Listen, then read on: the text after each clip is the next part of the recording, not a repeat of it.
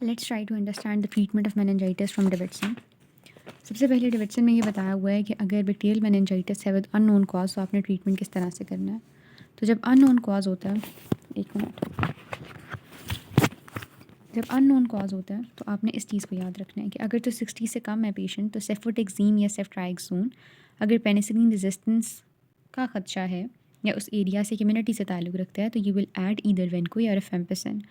अगर 60 से ज़्यादा प्लस लिस्टीरिया के साइन मतलब रिस्क फैक्टर्स मौजूद हैं विच इज़ ब्रेन स्टेम के साइंस हैं, इम्यूनोस्प्रेशन है, डायबिटिक है या अल्कोहलिक है, तो यू विल यूज़ द सेफ्ट्राइक्सोन या सेफेटेक्सीम में से एक और साथ एमोक्सिसिलिन या एम्पेसिलिन में से एक ऐड हो जाएगी।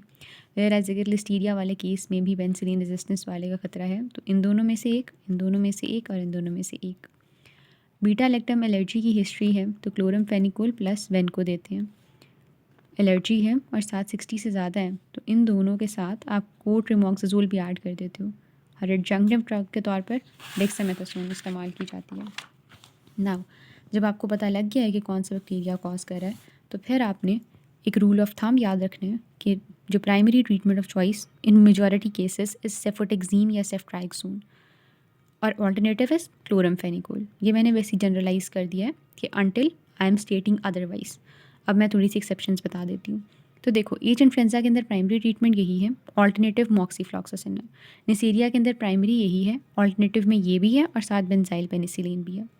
निमोनिया के अंदर प्राइमरी यही है, ऑल्टरनेटिव भी यही है।